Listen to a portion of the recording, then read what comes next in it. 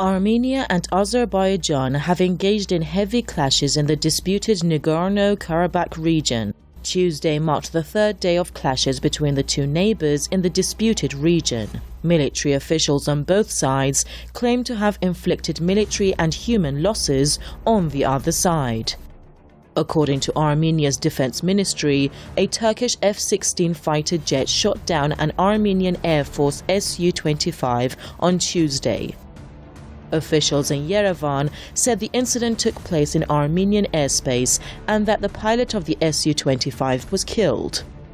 Yerevan says Azerbaijan's military offensives were repelled at several points of the battlefield. Azerbaijan has not reported any military casualties, only confirming several civilian deaths. Azerbaijan's defense ministry claims to have repelled Armenia's attempted counter-offensive to win back positions it lost to Azerbaijani forces.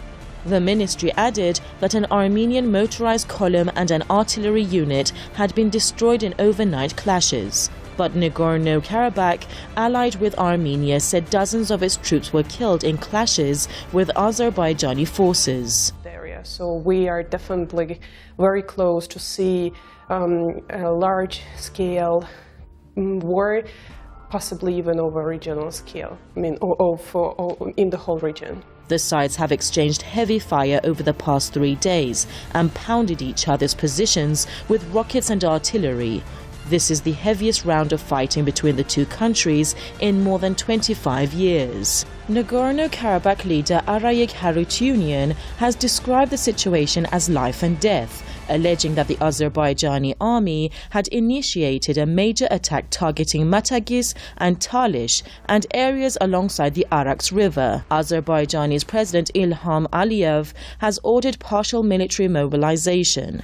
So the sides have been preparing for possible war to come. Positions have radicalized in recent years to the extent that there was very little, if at all, space for any kind of compromise between the sides.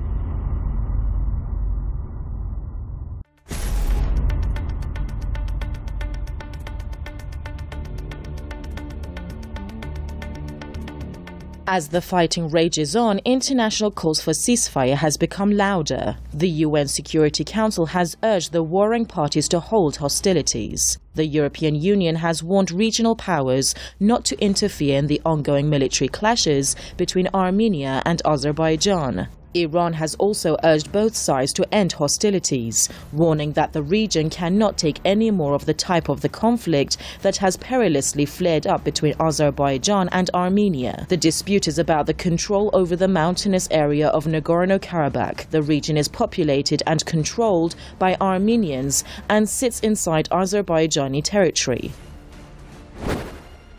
Historically, Armenian enclave of Nagorno-Karabakh is considered part of the sovereign territory of Azerbaijan. Azerbaijan would like to push the Armenians out of Nagorno-Karabakh. They're unable to do so, even though Azerbaijan is much stronger, but they're unable to do so because of Russia. It is heavily militarized and its forces have been backed by Armenia, which has a security alliance with Russia. Azerbaijan has long claimed it will retake the territory, which is internationally recognized as Azerbaijani. Control over the area has become a point of nationalist pride in both countries. Russia is backing Armenia. It has a mutual assistance agreement with Armenia. Turkey is very heavily involved on the side of Azerbaijan, so absolutely it could escalate into a conflict between Russia and Turkey. The fresh flare-up is seen as a result of the failure of diplomatic negotiations within the framework of the Organization for Security and Cooperation in Europe, OSCE, Minsk Group, led by France, the US and Russia. How does one get out of it? One can only get out of it by working out some sort of a proper cooperative agreement.